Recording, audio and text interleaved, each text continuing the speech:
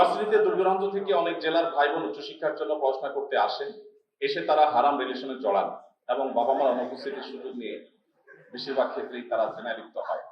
ভার্সিটিগুলোর ক্ষেত্রে এসব ভয়াবহ রূপ ধারণ করেছে। এইভাবে বাবা মার বিশ্বাসের সাথে তারা যে প্রতারণা করছে, এ নিয়ে আপনি তাদেরকে কি নসিহত করবেন? এসব থেকে প্রতারিত না হয়ে নিজেকে কিভাবে হেফাজত রাখতে হবে? আলেম সমাজের কি বিশেষ করে ভার্সিটি পড়ুয়া শিক্ষার্থীদের এই ভয়াবহ বর্তমান দিক নিয়ে অভিভাবকদের সচেতন ও যুব সমাজের ভয়াবহ পরিণাম নিয়ে আরো জোরালো ভাবে সোচ্চার হওয়া উচিত না? হ্যাঁ, জোরালো ভাবে সোচ্চার তো আছি, এই কথাই তো বলছি।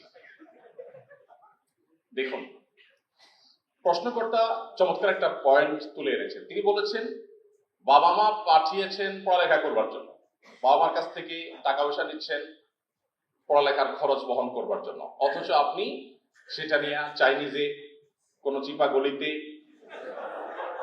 আপনি সেখানে ফুচকা খাচ্ছেন, চটপটি খাচ্ছেন আপনার হারাম সঙ্গীকে সাথে নিয়ে। তো বাবা মা যদি জানতেন তাহলে তো আপনাকে এটার জন্য টাকা দিতেন না, তাহলে এটা তো বাবা মার সাথে প্রতারণা হলো। এখন ব্যাপারটা হলো এরকম যে বাংলা একটা কথা আছে, মাছা নাই তার বুধবার, যার মাছাই নেই তার বুধবার আর বৃহস্পতিবার কি? যার মধ্যে আল্লাহর ভয় নাই, নীতি নৈতিকতা বলতে কোনো কিছু যার মধ্যে নাই, তার কাছে আবার বাবা মার কাছে প্রতারণা করা, বাবা মার সাথে প্রতারণা করা, এটা তার কাছে কোনো ইস্যুই না। কিন্তু একজন বিবেকবান মানুষ চিন্তা করবেন, কেউ আমাকে 10টা টাকা দিয়েছেন কোনো কাজের জন্য, আমি সেটাকে যদি অন্য কাজে ব্যয় করি তাহলে এটা আমার জন্য অনৈতিক, এটা অন্যায়। এই অন্যায় বোঝার জন্য আপনার মুসলমান হওয়ার প্রয়োজন নেই, কমন সেন্স থাকে যথেষ্ট। কমন সেন্স থাকলে আপনি বুঝতে পারবেন। এখানে এর চেয়ে সূক্ষ্ম একটা প্রতারণা আছে, আমি সেটা একটু বলতে চাই। সেটা হলো পৃথিবীর সব সমাজে একই সাথে একাধিক সঙ্গিনী, একজন সঙ্গিনী অফিসিয়ালি তার সাথে সম্পর্ক আছে বা একজন সঙ্গীর সাথে সম্পর্ক আছে, এট দ্য সেম টাইম আরেকজন সঙ্গী বা সঙ্গিনীর সাথে আপনি যোগাযোগ রাখছেন তলে তলে। পৃথিবীর সব সমাজে এই কাজটা কি গর্হিত না গ্রহণযোগ্য? কোন সন্দেহ আছে? ইসলাম তো বটেই, মুসলমানরা ছাড়াও পৃথিবীর কোন সমাজে এটা অ্যাকসেপ্টেবল না যে তুমি একজনের সাথে সম্পর্কে আছো, এর মধ্যে তুমি মেসেঞ্জারে আরেকজনের সাথে চ্যাটিং করছো, এর মধ্যে তুমি আরেকজনের হাই দিচ্ছ, আলাপ জড়াই দিচ্ছ, তার সাথে তুমি হারাম সম্পর্কে জড়িয়েছো বা আরেকটা সম্পর্ক তুমি গড়ে তুলেছো। কেউ এটাকে ভালোভাবে দেখে না। আমার প্রশ্ন আপনাদের কাছে, সমস্যাটা কোথায়? কেন এটা খারাপ হতে যাবে? এখন ভালো খারাপের যে ডেফিনেশন পশ্চিমারা আমাদেরকে দিয়ে দিয়েছে সেটা হলো আমি কারো ক্ষতিতে করছি না, আমি তো কারো ক্ষতি করছি না, কারো ক্ষতি করলে সেটা খারাপ, আর কারো ক্ষতি না হলে সেটা খারাপ না। মুসলমানের কাছে ভালো খারাপের এই ডেফিনিশন না। ভালো খারাপের ডেফিনিশন মানুষ নিজের বিবেক দিয়ে কখনো তৈরি করতে পারে না। যদি করে, যেটাকে আমরা ভালো মনে করছি। আপনি দেখেন পশ্চিমারা তারা শিল্প বিপ্লবের মাধ্যমে আমাদের জীবনযাত্রাকে পানির মতো সহজ করে দিয়েছে, তাদের অবদানকে আমরা স্বীকার করি। কিন্তু সেই মানুষগুলোই এখন কালো ধোঁয়ায়, কলকারখানার আপনার যত্রতত্র ব্যবহারে, প্লাস্টিকের অতিরিক্ত ব্যবহারে অতিষ্ঠ হয়ে তারা এখন পরিবেশ নিয়ে দুশ্চিন্তা আসছেন যে পৃথিবী যেভাবে আগাচ্ছে এইভাবে যদি আগাইতে থাকে তাহলে পৃথিবী আর পৃথিবী থাকবে না। এখন তারা নিজেরা বুঝতে পারছেন যেটাকে তারা অনেক ভালো মনে করে করেছেন সেটার অনেক ক্ষতিকর দিক এখন আস্তে আস্তে ফুটে উঠছে। তো আমি যে কথাটাই বলছিলাম, মানুষ ভালো মন্দ এটা নিজের বিবেক দিয়ে কখনই রোপণ করতে পারে না। নিজের বিবেক দিয়ে যেটা কাজকে ভালো মনে হবে 10 বছর পরে সেটা খারাপ মনে হবে, যেটা কাজকে খারাপ মনে হচ্ছে সেটা 2 বছর পরে হয়তো ভালো মনে হবে। এই জন্য একজন মুসলমান তার কাছে ভালো এবং খারাপের সংজ্ঞা হলো আল্লাহ রাব্বুল আলামিন যেটাকে ভালো বলেছেন, কারণ তিনি মহান সৃষ্টিকর্তা, তিনি জানেন, তিনি ত্রিকালদর্শী, তিনি সব জানেন। যার কারণে তিনি যেটাকে ভালো বলেছেন আমার বুঝে আসলেও সেটা ভালো, না আসলেও ভালো। আর তিনি যেটা খারাপ বলেছেন সেটাই খারাপ। এখন আমি যে বিষয়টি পাচ্ছিলাম যে কেউ কারোর সাথে কোন রিলেশনে আছে, বিবাহ করে হোক আর বিবাহ বহির্ভূত হারাম সম্পর্ক হোক, এই রিলেশন থাকা অবস্থায় তিনি আরেকজনের সাথে যদি যোগাযোগ করেন, পৃথিবীর সকল সমাজ সেটাকে কেন খারাপ বলছে? এই লোকটা তো কারো ক্ষতি করছে না। যার সাথে যোগাযোগ করেছে সেকেন্ড আরেকজনের সাথে, তার সাথে তো দুজনের মিউচুয়াল আন্ডারস্ট্যান্ডিং এর মাধ্যমেই হচ্ছে, তারা কেউ কাউকে জোর জবরদস্তি করছে না। তাহলে প্রশ্ন হলো এখানে খারাপটা কিভাবে হলো? কেউ কি বলতে পারেন কিভাবে খারাপ? এটা কেন সবাই খারাপ মনে করে? কারণ প্রথম জনের হক মারা হচ্ছে। সঠিক উত্তর যে প্রথম জন, তার সাথে প্রতারণা করা হচ্ছে।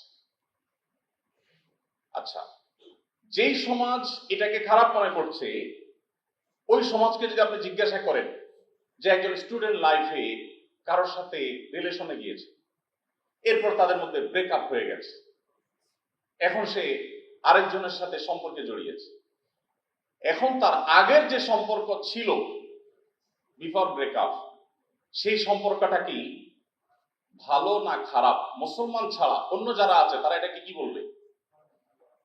এটাকে কেন অন্যায় বলবে? আমি বোঝাতে পারিনি আপনাদের বোধহয়। কোন যুবক, কোন স্টুডেন্ট, ধরুন স্টুডেন্ট লাইফে কোনো মেয়ের সাথে হারাম সম্পর্কে জড়িয়েছে। হারাম বলতে আমাদের মুসলমানদের কাছে হারাম, আমরা এখন অন্যদের কথা চিন্তা করি।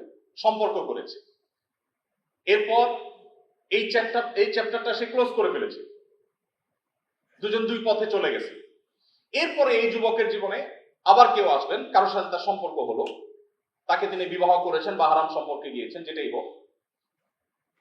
এই যুবক যে আগে আরেকজনের সাথে সম্পর্ক করেছিল, মুসলমানরা ছাড়া পৃথিবীর কোন সমাজ কি সেটাকে অন্যায় মনে করে, অপরাধ মনে করে? আমার প্রশ্ন হলো, কিভাবে সেটা অপরাধ না? আগেরটা যদি অপরাধ হয়ে থাকে, কারণ আপনার একজন সঙ্গিনী আছেন, আপনার একজন স্ত্রী আছেন, তাকে রেখে আপনি তলে তলে আরেকজনের সাথে যোগাযোগ করছেন, এটা যদি খারাপ হয়, তাহলে দ্বিতীয়টা তো আর ডাবল খারাপ হওয়ার কথা। পৃথিবীর মানুষ মানুষের প্রাইভেসি, মানুষের অধিকার রক্ষা করার জন্য যা ভাবে, ইসলাম তার চাইতে এক কাঠি সরস, এক কাঠি এগিয়ে ভাবে। কিভাবে? আপনি দেখুন, এই জায়গাটার কথা আপনি চিন্তা করেন। আপনি কারোর সাথে হারাম সম্পর্কে জড়াবেন, ইসলাম বলে নিষেধ। কেন?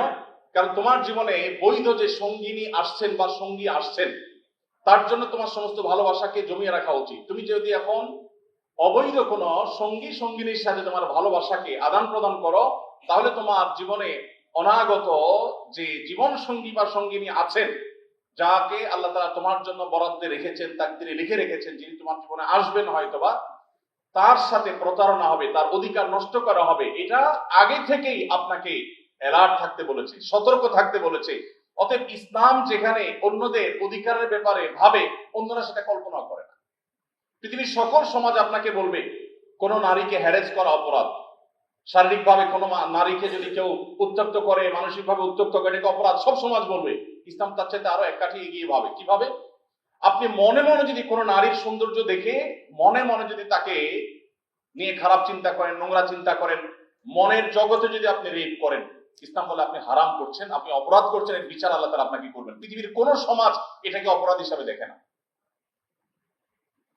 ঠিক একই ভাবে আমরা যদি যে যুবকের কথা বলছি, যে ভার্সিটিতে এসে তিনি অবৈধ রিলেশনে জড়িয়ে বাবা মার সাথে প্রতারণা করছেন, আমরা দেখতে পাচ্ছি তিনি শুধু বাবা মার সাথে প্রতারণা করছেন না, তিনি তার জীবনের ভবিষ্যৎ জীবন সঙ্গিনী যিনি আসবেন তার সাথেও প্রতারণা করছেন।